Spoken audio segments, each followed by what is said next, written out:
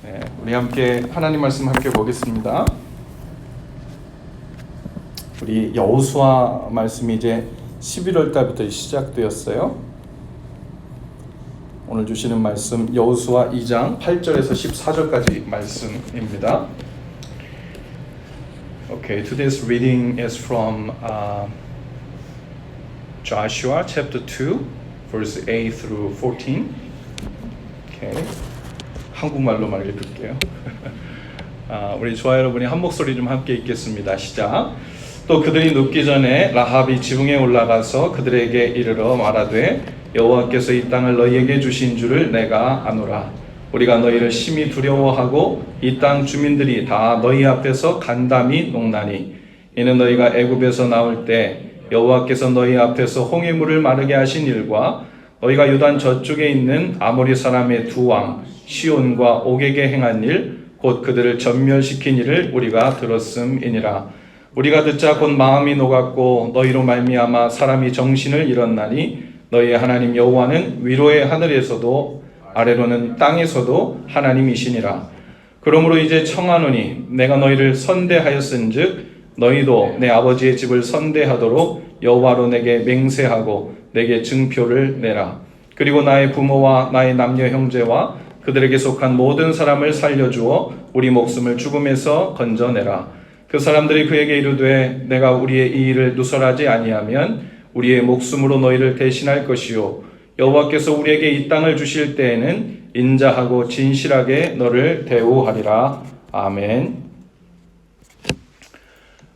성경에 보면요, 이 시대의 관점 그리고 도덕관, 가치관으로 볼 때 참 이해하기 힘든 본문들이 참 많아요. 그래서 질문들이 많이 생겨나는데 오늘 본문에 등장하는 이 기생 라합에 대한 이야기도 마찬가지입니다.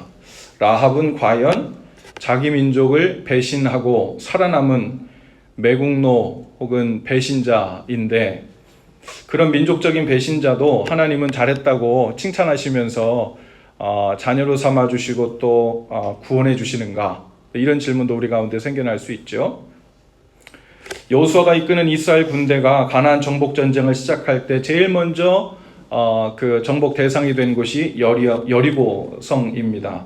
여리고는요, 가나안 그 입성의 첫 관문이고 가나안 지역 중 가장 큰 샘, 즉 엘리사 샘이 있는 풍요로운 지역입니다.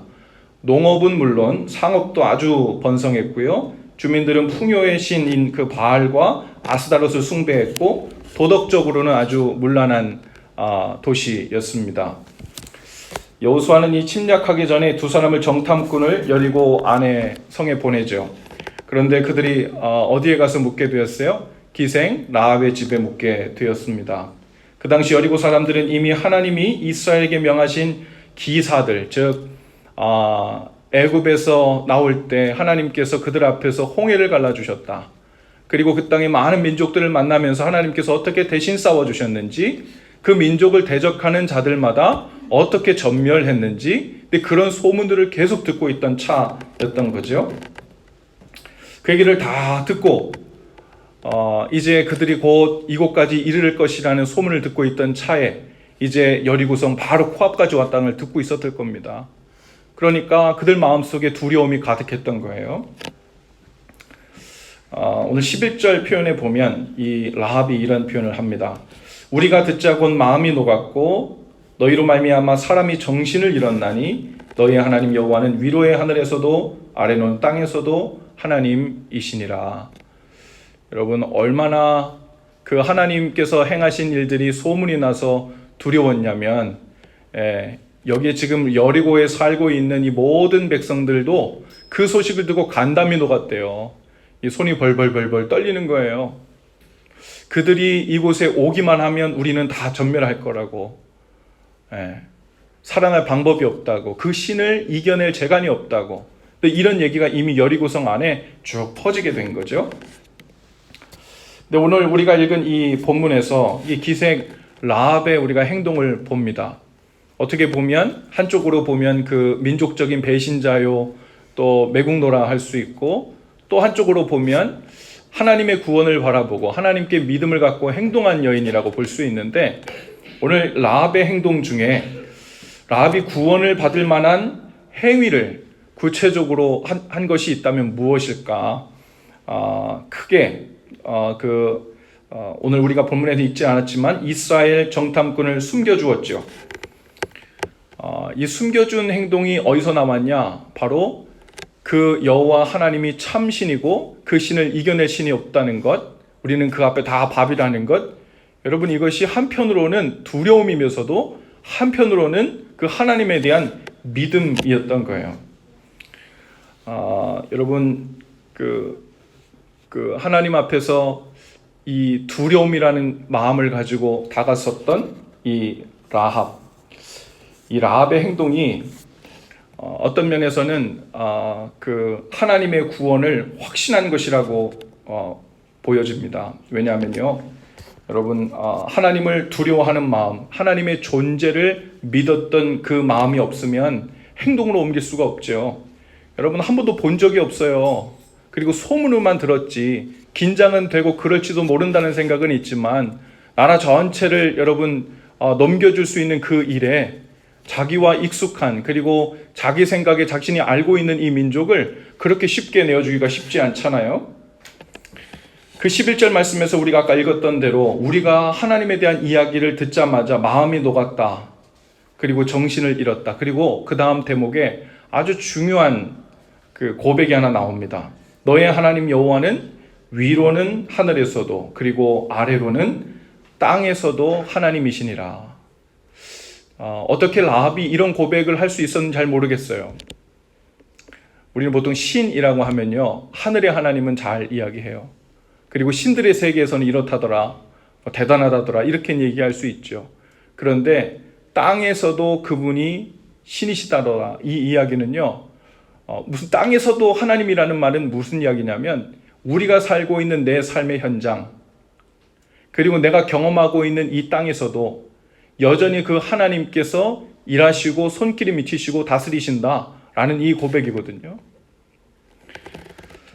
그리고 두려워했죠. 하나님을 간담이 녹았다 그랬어요. 이 두려움도 일종의 믿음입니다.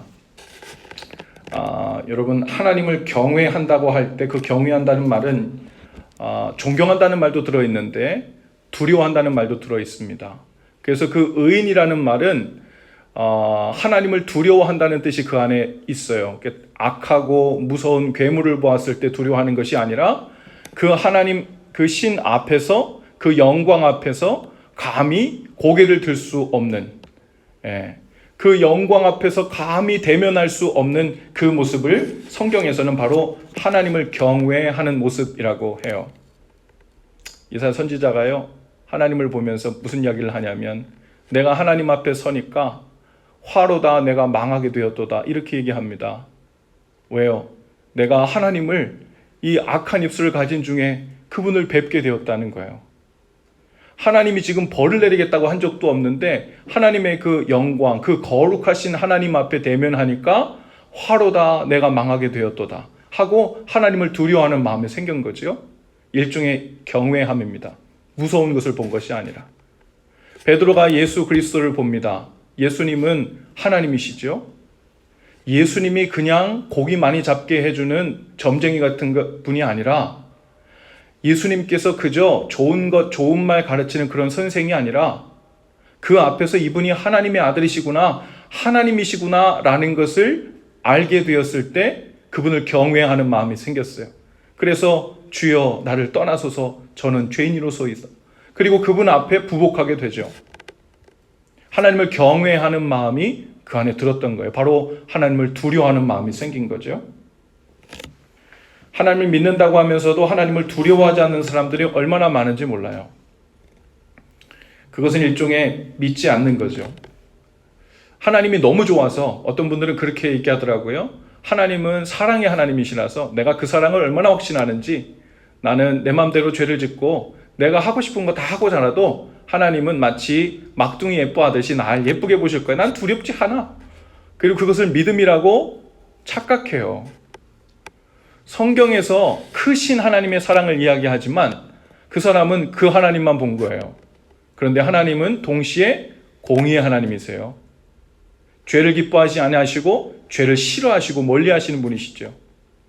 사랑의 하나님께서 날 사랑하시니 얼마나 좋아 그것만 하고 죄를 미워하시는 것은 상관치 않는 거예요. 그건 하나님을 반쪽만 하는 거예요. 하나님께서 죄를 얼마나 미워하시고 얼마나 싫어하셨으면 독생자들 예수 그리스도를 십자가에 처참히 못 박혀 죽게 하실 정도로 해결해야 될 일로 보셨습니까? 얼마나 그 죄가 처참하고 심각한 것이었으면 백성들로 하여금 동물을 잡아서 하나님 앞에 제물로 드릴 때 피를 내고 각을 뜨고 목숨을 빼앗고 그 몸을 갈기갈기 찢는 그 모든 제사법을 통해서 본래는 이 동물이 죽을 것이 아니라 죄 지은 죄인인 너가 이렇게 죽어야 되는 그 정도의 무게감이라고 알려주신 거예요. 하나님을 두려워하지 않는 것, 거기서부터 하나님을 무시하고 하나님을 존중하지 않는 일이 시작되죠. 하나님의 구원을 또한 확신했어요. 여러분, 이 라합이요, 이 세상에는 하나님을 알면서도 하나님의 존재를 믿지 않고 하나님을 믿는다고 하면서 하나님을 두려워하지 않는 사람들이 많다 그랬어요. 근데 이 라합은 그 정탐꾼을 숨겨주고 돌아가라고 그러면서요, 증표를 요구합니다. 그러면서 뭐라고 얘기하냐면, 당신들이 이제 돌아가서 이굴로 진격해 올 때 나와 우리 온 가족들을 살려줄 것을 누구 이름으로 보증하라고 하냐면 여호와 이름으로 보증하라 그래요. 여러분, 지금 그 상태에서 도대체 누구의 이름을 걸고 이거 믿을 수 있겠어요? 지금 이쪽 편에서도 죽을 판이고 저쪽 편에서도 죽을 판인데, 지금 라합이 걸고 있는 것, 그건 뭐냐면 그들이 믿는 여호와 하나님이에요. 그리고서는 그 두 정탐꾼에게 보증하라고 합니다. 누구 이름으로요? 하나님 이름으로. 이 라합은 그들이 하나님의 이름으로 약속한 것은 반드시 지킬 것이라는 믿음이 있던 거예요. 라합은 아직 하나님을 본 적이 없었어요. 경험한 적이 없어요. 그런데 라합은 그 두려움을 통해서도 시작된 그 믿음이 하나님께서 하늘의 하나님일 뿐 아니라 땅의 하나님이기도 하시다. 또 그것을 위해서 그 믿는 대로 행동도 했죠. 그리고 그것을 보증하라고 여호와 이름을 걸라고도 얘기합니다. 그리고 그것이면 우리는 살 거라는 믿음이 있었어요. 여러분, 사람들이 하늘의 하나님은 믿는다고 해요. 그런데 내가 발붙이고 살아가고 있는 이 땅에서도, 삶의 현장과 현실에서도 바로 그 하나님이 같은 하나님이라는 것을 잘 인정하지 않습니다. 그리고 그 하나님을 두려워하여 믿음의 행동으로 옮기는 일들은 더더욱 하려고 하지 않죠. 여러분, 로마서 1장 17절에 보니까 오직 의인은 믿음으로 말미암아 살리라. 또 히브리서 10장 38절에 보니까 오직 나의 그 의인은 믿음으로 말미암아 살리라. 똑같은 말씀을 했어요. 라합은 이방인이었고 동시에 기생의 신분이었지만 오로지 하나님을 믿고 의지하여 행동함으로 믿음으로 의롭다함을 받았다고 이야기합니다. 히브리서에 보니까요, 믿음으로 의롭다 받는 거는 예수 그리스도를 믿고 영접하는 것만 말하는 거 아니야?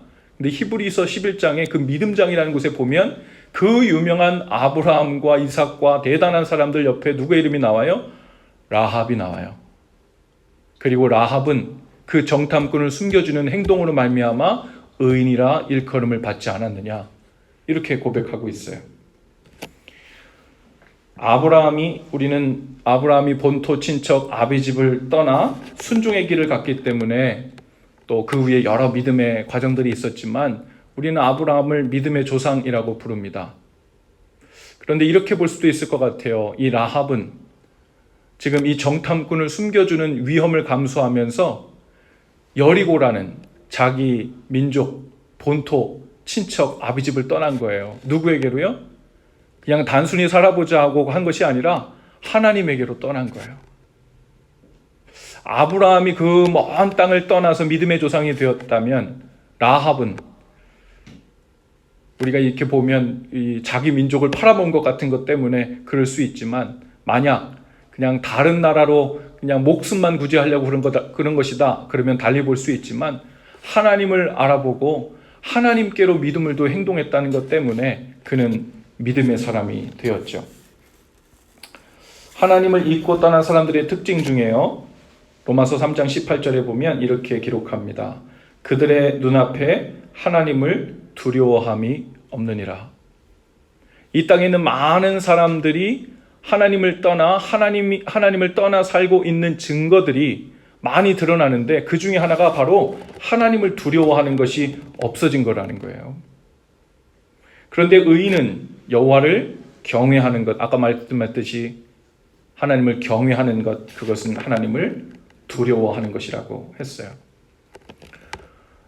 우리가 트리니티 성경 공부를 하는 중에 지난주에 보니까 그 구약 성경에 사무엘상을 배우면서 거기 사울의 이야기가 나왔어요. 사무엘상 15장에 보니까 여러분 잘 아듯이 아말렉 사람들과의 전쟁에서 하나님께서 그 사울 왕에게 이렇게 명하죠. 아각 왕을 잡으면, 그리고 그곳에 있는 모든 것들을 다 진멸하라고 명령합니다. 그런데 사울 왕이 어떻게 해요? 다 진멸하지 않고 잡아두죠. 또 그 여러 동물들을 남겨둡니다. 하나님께 제사할 제물이라고 알아서 잘 판단해가지고 챙겨뒀다는 거예요. 그 이야기를 듣고 사무엘 선지자가 와서 사무엘상 15장 18절에 이렇게 얘기합니다. 또 여호와께서 왕을 길로 보내시며 이르시기를 가서 죄인 아말렉 사람을 진멸하되 다 없어지기까지 치라 하셨거늘 어찌하여 왕이 여호와의 목소리를 청종하지 아니하고 탈취하기에만 급급하여 여호와께서 악하게 여기시는 일을 행하였나이까.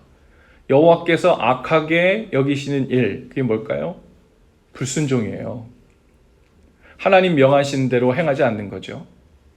그 일은 단순히 내 생각은 좀 다른데 이런 마음이 아니었어요. 하나님을 두려워하지 않은 거예요. 그리고 자기 판단대로 옳아간 거죠. 그랬더니요, 사울이요 변명하기 시작합니다. 잘못을 해가지고 사무엘 선지자를 통해 이제 지적을 했으면 잘못했다고 나와야 되는데, 사울이 이렇게 얘기해요. 사무엘에게 이르되 나는 실로 여호와의 목소리를 청종하여, 나는 실로는 진정으로, 나 정말 거짓말 안 하고 하늘에 맹세코 여호와의 목소리를 청종했다는 거예요. 그리고 여호와께서 보내신 길로 당신 말대로 갔다는 거예요. 그리고 아말렉 왕을 끌어왔죠. 하나님 그렇게 말씀하셨죠. 제가 그렇게 했잖아요. 아말렉 사람들 진멸했죠. 하라는 대로 했잖아요. 저는 다만이라는 말이 여기 나와요. 21절에 다만 백성이 그 마땅히 멸할 것 중에서 가장 좋은 것으로 길갈에서 당신이 하나님 여호와께 제사하려고 양과 소를 끌어왔을 뿐이라는 겁니다. 사무엘이 이제 이렇게 얘기합니다. 여호와께서 번제와 다른 제사를 그의 목소리를 청종하는 것을 좋아하심같이 좋아하시겠나이까. 순종이 제사보다 낫고 듣는 것이 숫양의 기름보다 나으니, 여기서 이런 말씀을 해요. 이는 거역하는 것은 점치는 죄와 같고 완고한 것은 사신 우상에게 절하는 죄와 같음이라. 거역하는 것은 점치는 죄와 같다 그랬는데 사울이 뭘로 거역했어요? 불순종으로요. 하나님께서 하라 한 것을 하지 않고 자기 마음대로 결정한 것이 거역한 거예요. 거역하는 것은 점치는 죄와 같다 그래서 두 번째, 완고한 것은 사신 우상, 악한 우상에게 절하는 죄와 같대요. 여기서 완고함은 하나님께서 사무엘 선지자를 통해 너 이거 왜 하라는 대로 안 했냐라고 지적하고 있는데 그 말을 듣고서도 회개치 않아요. 그리고서는 변명을 쭉 내려놓잖아요. 말씀대로 다 했잖아요. 따져봐요. 다 그렇게 했지. 저는 다만 하나님 좋으라고, 하나님 좋아하시는 그 예배 잘 드리려고 이 양과 소를 끌어왔을 뿐입니다 라고 얘기한 그 마음을 보시고 하나님은 사무엘 선지자의 입을 빌어 완고하다고 이야기한 거예요. 마음이 굳어져서 회개하지 않는 거죠. 하나님은 이렇게 얘기합니다. 완고한 것은 사신 우상에게 절하는 죄와 같음이라. 그냥 불순종만 한 게 아니라 마음을 굳게 하여 돌이키지 않은 그 죄 때문에 하나님은 사울 왕을 버리십니다. 그리고 곧 사울이 이렇게 얘기해요. 왕이 여호와의 말씀을 버렸으므로 여호와께서도 왕을 버려 왕이 되지 못하게 하셨나이다 하니. 여러분 이제 여기까지 딱 오니까요, 이제 사울 왕의 본색이 드러나요. 이제 24절에 사울이 바로 곧 이어서 이제 이렇게 얘기합니다. 그때 가서 회개합니다. 사울이 사무엘에게 이르되 내가 범죄하였나이다. 내가 여호와의 명령과 당신의 말씀을 어긴 것은, 그것을 어긴 이유는, 어겼다는 것은 인정합니다. 내가 백성을 두려워하여 그들의 말을 청종하였음이니이다. 여기서 이실직고 하는 거예요. 누구 말이 두려웠다는 거예요? 백성의 말이 두려웠다는 거예요. 똑같이 백성들도 그랬겠죠. 아니, 우리 리더라고 뽑아줬더니 여기 이렇게 전리품이 많은데, 양과 소가 이렇게 많은데 지혜도 없지. 갖다 하나님께 예배하고, 어차피 우리 있는 재산 중에서 하나님 예배할 텐데 하나님께 예배할 거 이 재물로 쓰면 우리가 그거 세이브도 하고 부자도 되고 일석이조지. 어차피 이긴 전쟁인데. 이렇게 지혜롭다고 자처하는 신하들과 백성들의 목소리가 분명히 있었을 거예요. 근데 그 얘기를 무시할 수가 없는 거예요. 왜요? 왕은 신하들이 편들어주지 않으면 안 되니까. 그리고서는 하나님을 두려워하지 않고 백성들의 말을 두려워한 겁니다. 그것이 바로 하나님을 경외하지 않은 거죠. 라합은 반대쪽에서의 두려움이 있었어요. 그렇죠? 두려움으로 멸망할까 봐 하는 그 두려움으로 하나님께 대한 믿음을 표현하기 시작했어요. 그런데 이 사울은요, 하나님을 향한 두려움 자체가 없어졌어요. 그리고서는 자기 마음대로 하나님을 두려워하지 않고 사람을 두려워하기 시작했죠. 이제 사울이요, 계속 웃긴 이야기가 나와요. 25절에 가면 사울이 그때 가서 뭐라고 하냐면 사무엘에게 이렇게 얘기합니다. 청하오니 지금 내 죄를 사하고 나와 함께 돌아가서 나로 하여금 여호와께 경배하게 하소서 하니, 뭐 하겠다는 거예요? 저 여기서 용서해 주시고요, 하나님 그렇게 좋아하시는 예배하러 갑시다. 웃기고 있는 거죠, 진짜. 하나님이 무슨 예배에 환장한 분처럼, 하나님이 예배한다 그러면 얼씨구나 좋다, 예배하니 참 좋다, 이런 하나님으로 지금 인식하고 있는 거예요. 소만 많이 드리고 동물만 많이 드려서 제사 거창하게 드리고 휘황찬란하게 예배하면 하나님이 그것으로 만사 오케이라고 얘기할 줄 아는 거예요. 자기 안에는 하나님을 두려워하는 마음도 없고 경외하는 마음도 없고 하나님보다 백성의 말을 더 청종하면서 하나님 기뻐하시는 예배만 잘 드리면 될 거 아니냐, 그 얘기를 하는 거예요. 사울은 오히려요, 라합에 비하면 사울은 지금 하늘의 하나님은 믿어요. 그러나 이 땅, 이곳에서 내 삶의 자리에서 여전히 하나님이신 그분의 임재와 그분의 다스림과 그분의 통치, 그분의 동행하심을 믿지 않고 있는 거예요. 그분은 내가 경배할 하늘의 왕인 대상인지는 모르겠지만 내가 두려워할 백성들보다 더 가까운 분은 아닌 거예요. 그런데 이 라합은 비록 이방 민족이고 기생이었으나 오히려 하나님의 말씀을 두려워하고 그의 삶에서 하나님을 붙든 믿음의 사람이었습니다. 여러분, 무엇을 두려워하면서 사세요? 우리 주위에 있는, 때로는 이목이 더 중요하고 사람들의 말이 더 무섭고 사람들이 인정해 주는 것들이 더 중요하게 여겨질 때가 있죠. 그러니 주님이 하지 말라고 해도 어쩔 수 없다고 행하고, 주위 사람들이 그렇게 살면 안 된다고 손가락질하면 그냥 그리로 따라가는 거예요. 그게 뭐예요? 하나님을 두려워하지 않고 사람들을 두려워하는 거예요. 세상의 말에 더 귀를 기울이는 거죠. 하나님께서 명하신 그 일, 하나님께서 하신 그 말씀보다 그 말씀을 따라가면 마치 내 주위, 내 땅, 이 땅에서의 모든 일들이 어그러질 것 같고 망할 것 같은 거예요. 그게 바로 땅에서도 하나님을 하나님 되지 못하게 하는 거예요. 예수님께서 주기도문을 가르쳐 주시면서 하나님의 뜻이 하늘에서 이루어진 것처럼 이 땅에서 이루어지길 원한다라고 기도하라 그랬죠. 그 하나님의 뜻은 단순히 지난주 제가 하나님 나라라고 이야기했는데 하나님 나라 맞아요. 그런데 그분의 뜻이 하늘에서도 왕 되셔서 그분이 뜻이 온전히 이루어지는 것처럼 땅에서도, 이 땅이란 내가 살고 있는 집 주소, 우리 교회를 벗어난 다른 어떤 곳이 아니라 저 열방과 민족 멀리까지 갈 게 없어요. 땅에서도 이루어지다라고 하는 것은 내 삶, 내 가정, 내 집, 내 교회, 내가 서 있는 이 삶의 현장, 거기를 땅이라는 말이에요. 땅에서도 이루어지길 원합니다. 그렇게 기도하라는 거예요. 그 얘기는 바로 오늘 말씀과 일맥상통합니다.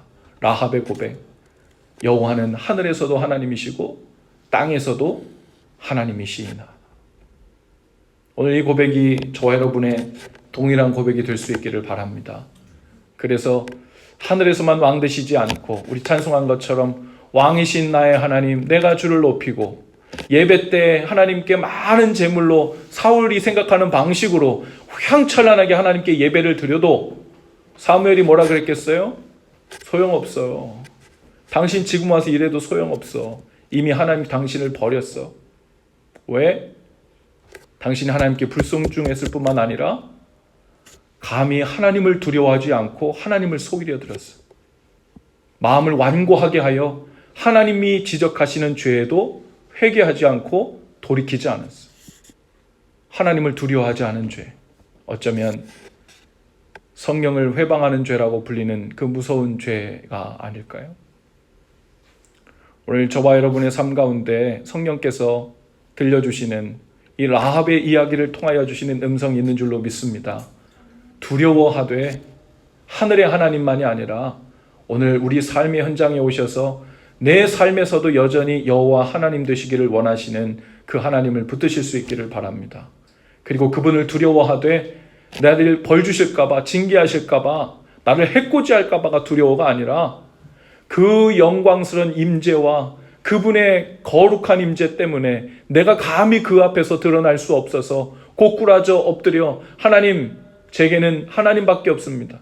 하나님 말씀하시는 거기에만 순복하고 주님 왕 되시는 일에만 제 삶을 드리겠습니다. 오늘 그 고백이 저와 여러분의 반응이 되고 믿음이 될 수 있기를 바랍니다. 함께 기도합시다. 주님, 전능하신 하나님, 그 하나님을 믿고 신뢰하며 오늘 이 시간에도 주님 앞에 나왔습니다. 왕이신 하나님께서 우리 삶의 하늘의 왕이 되실 뿐 아니라 나의 삶이라는 삶의 현장, 이 땅에서도 왕 되시기를 원하시는 주님, 또 하나님이 하나님 되시기를 원하셔서 우리에게 명하시는 그 음성을 듣고 오늘 주님 앞에 순복함으로 라합처럼 두려움에서라도 하나님을 온전히 신뢰하며 나가는 저희들이 되게 하여 주옵소서. 주님 앞에 그렇게 엎드려 절하고 순복하여 순종으로 반응한 저희 백성들 다 되게 하셔서 참으로 믿음의 반응, 믿음의 행동, 믿음의 행위로 주님 앞에 나가는 저희들 되게 하여 주옵소서. 오늘 기도하는 동안에 성령님 우리 가운데 말씀해 주셔서 오늘 우리가 주님 앞에 무엇을 돌이키고 어떤 완고함에서 어떤 불순종에서 돌이켜야 할지 자세히 가르쳐 주옵소서. 그리고 순종함으로 우리를 살리시기 원하시는 이방인의 희생까지도 하나님 구원받기에 합당한 자로 믿음을 보시고 의인 삼아 주셨듯 오늘 우리 삶의 자리에서도 우리를 일으켜 주셔서 온전히 회복되고 구원받는 주님의 자녀가 되게 해 주옵소서. 예수님의 이름으로 기도합니다. 아멘. 우리 다 같이 함께 찬송하며 나가십시다.